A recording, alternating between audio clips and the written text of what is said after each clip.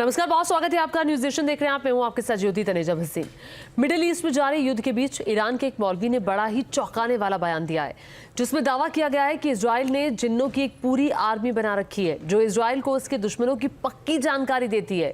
जिन्नों से मिली इसी जानकारी के आधार पर पहले इस्माइल हानिया मारा गया और अब नसरल्ला। हमने इस दावे का पूरा विश्लेषण किया है, देखिए क्या निकला। मोसाद के 100 मुखबिर जिन्नों का पूरा सच। क्या नसरल्ला को जिन्नों ने मारा? क्या जिन्नों ने किया हिजबुल्लाह का कबाड़ा? जो हुकुम मेरे आका।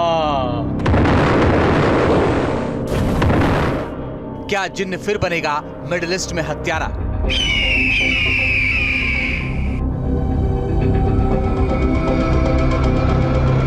जी हाँ, किस्से कहानियों में सुना तो था कि जिन्न होते हैं, गुलाम जिन्न हाजिर है मेरे आका। फिल्मों में भी देखा कि जिन्न होते हैं।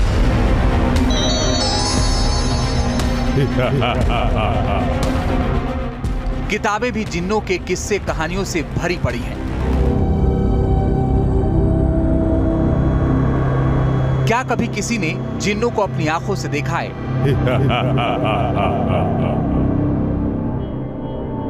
क्या जिन्न ने किसी की मनोकामना पूरी की है? क्या वाकई में जादुई चिराग घिसते ही जिन्न प्रकट हो सकते हैं? जो हुकुम मेरे आका।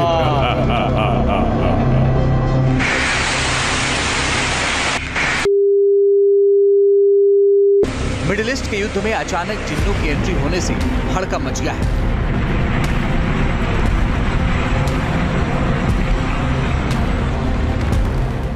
जो लोग अब ये सोच रहे हैं कि इजराइल का सबसे ताकतवर हथियार उसकी खुफिया एजेंसी मोसाद है, तो उन लोगों को जिन्न जिन्नात वाले इस खुलासे को बहुत ध्यान से देखना चाहिए।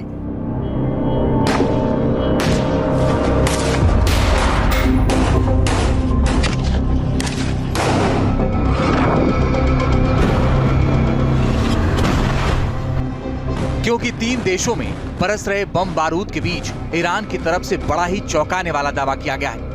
अगर इस दावे में जरा सी भी सच्चाई है तो यकीन मानिए, आने वाले दिनों में इजराइल 3 बड़े टारगेट हिट कर सकता है। इजराइल का पहला टारगेट होगा ईरान के supreme leader Ali Khamenei. Israel का दूसरा टारगेट होगा ईरान की न्यूक्लियर साइट नतांज। और इजराइल का तीसरा टारगेट हो सकता है हमास का मुखिया याह्या सिनवार।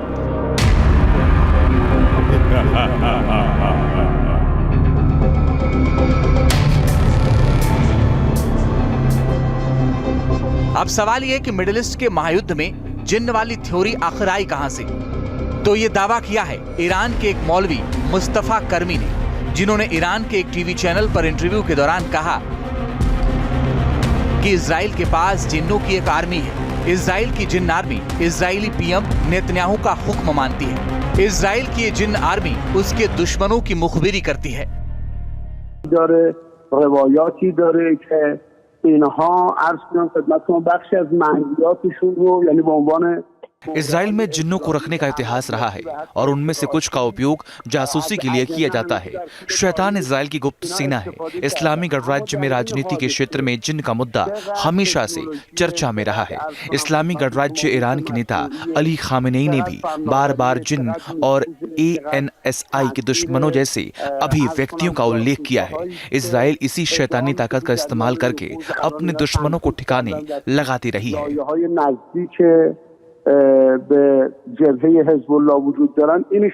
देखिए, जिन्न वाले इस दावे का विश्लेषण आगे बढ़ाएं उससे पहले हम साफ कर देना चाहते हैं कि न्यूज नेशन किसी भी तरह से अंधविश्वास का समर्थन नहीं करता है और हमारा पूरा विश्लेषण ईरानी मौलवी के बयान और जिन्न जिन्नातों को लेकर मौजूद अरब जगत में मौजूद कथित मान्यताओं पर आधारित है।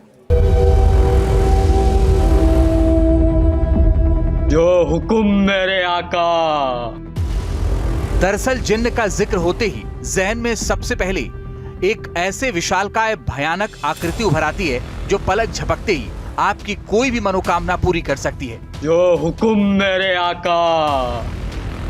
1 मिनट में रंक को राजा बना सकता है और अगले ही पल महलों को मिट्टी में मिला सकता है। किस्से कहानियों में जिन्न का मतलब माना जाता है जिसके पास ना ताकत की कमी हो और ना ही तिलिस्मी शक्तियों की। जिन्न पलक झपकते ही किसी को उठाकर ला सकता है और जब चाहे आपको आकाश पाताल में पहुंचा सकता है।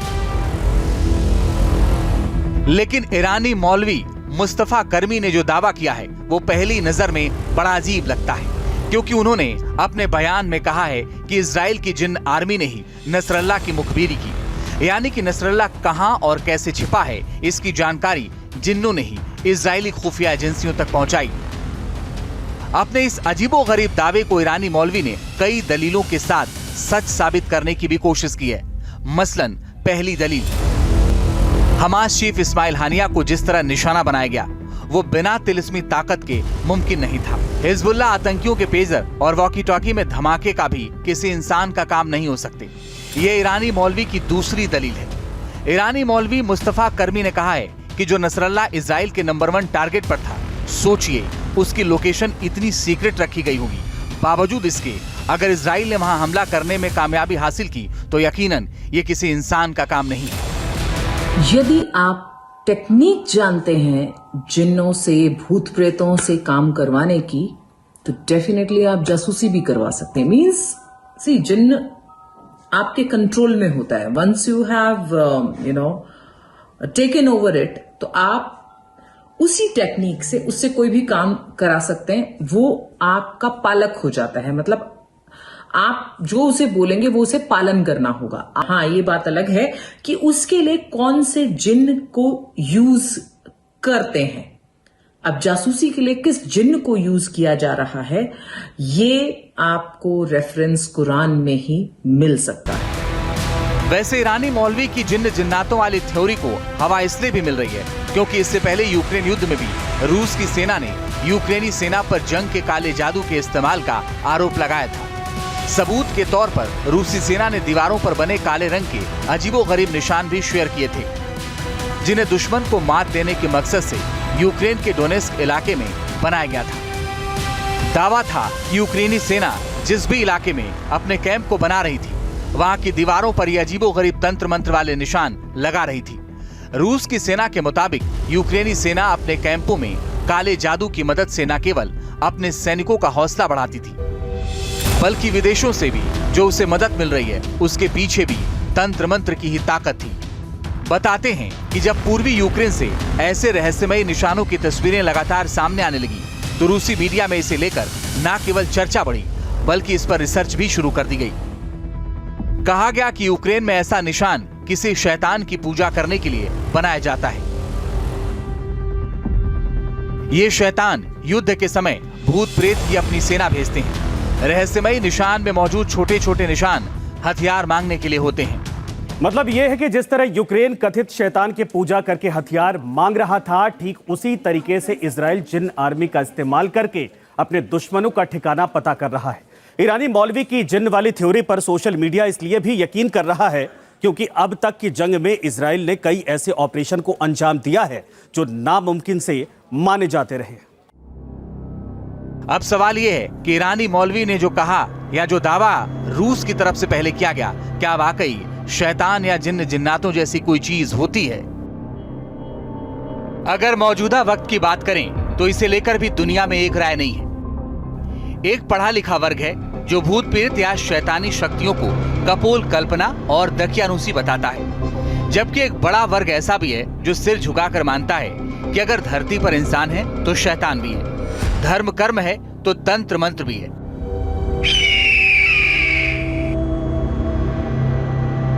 भले ये दुनिया खुली आंखों से दिखाई ना दे, मगर वक्त वक्त पर अपनी मौजूदगी का एहसास कराता है। अरब जगत के कई धार्मिक और सांस्कृतिक ग्रंथों में जिन्न के लिए एक आत्मा का जिक्र किया गया है। बाइबल के देवदूत की तरह जिन्न का कुरान में कई बार उल्लेख किया गया है और माना जाता है कि एक आत्मा है जो जानवर या इंसान का रूप ले सकती है। अरबी साहित्य शोधकर्ता एल जिन के अनुसार बुत परस्त अरब 7वीं शताब्दी में इस्लाम के आने से बहुत पहले जिन्न की पूजा करते थे। उनका मानना था कि ये जिन्न आत्माएं कुछ शिल्प और प्रकृति के तत्वों की स्वामी थी, जिनके पास भूमि के भूखंडों को उपजाऊ बनाने की शक्ति थी।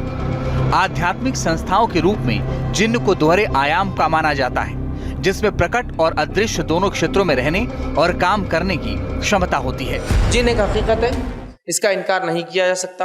अल्लाह की किताब ने, रसूलुल्लाह सल्लल्लाहु अलैहि वसल्लम की सुन्नत में अहादीस में सहाबा के अक़वाल, ताबईन तबे ताबईन के अक़वाल की कसरत भरमार है जिसमें इनके ताल्लुक़ से तज़किरा आता है। लेकिन ये आँखों से ओझल होते हैं, इसीलिए इन्हें जिन कहा जाता है। और ये हमें देख सकते हैं लेकिन हम इन्हें नहीं देख सकते। ये एक छुपी हुई मखलूक है। और जो है सबसे पहला जिन जिसको अल्लाह ने बनाया था, जैसे सबसे पहले इंस आदम अलैहिस्सलातु वस्सलाम थे, उसी तरह सबसे पहला जिन जिसको अल्लाह ने बनाया था वो उसका नाम इब्लीस था, याद रखिए। और वो जिनों का बाप है, बाबाए जिन है। अगर अरब साहित्य पर रिसर्च करने वाले लोगों पर यकीन करें तो जिन एक ऐसी ताकत है जिसके लिए कुछ भी करना नामुमकिन नहीं है। इस्लाम धर्म के जानकार भी जिन्नों की थ्योरी को खारिज नहीं करते, बल्कि 4 कदम आगे बढ़ाते हुए जिन्नों के प्रकार तक बताते हैं। दावा है कि जिन्न भी 4 तरह के होते हैं। इसमें मरीद जिन्न सबसे ज्यादा ताकतवर होता है। अलादीन नाम की फिल्म में इसी मरीद जिन्न का जिक्र किया गया है। जिन्नों की दूसरी प्रजाति मानी जाती है इफरीत जिन।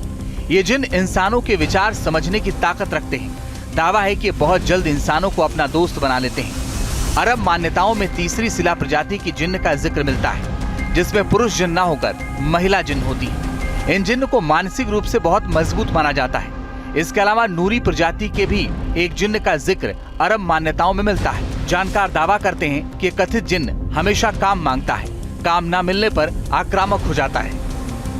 नूरी ही एक ऐसी शक्ति है या ऐसी चीज है जो लगातार काम मांगता है, लगातार। और शक्तियां जो होती हैं वो तो शांत रहती हैं, लेकिन नूरी ऐसा है, वो चाहता है कि उसका आप लगातार प्रयोग करें। आप जितना पूछ सकते हैं उससे लगातार पूछें। जो लोग बोलते हैं कि क्या जिन्नू उनकी बात मानेगा, क्या जिन्नू ने एग्जाम में पास करेगा, तो अब आप अंदाजा लगा लें कि जिन्न या जिन्नात की ताकत कितनी होती है। अब वो किसी के गुलाम नहीं है, या ये जो शक्तियां हैं ये गुलाम नहीं है, एनर्जी है, एनर्जी है केवल। ये कोई दिखाई नहीं देते हैं। अगर वो चीज चाहेगी तो स्थूल तरीके से दिखाई दे जाएगी, अगर वो चीज नहीं चाहेगी तो नहीं दिखाई देगी।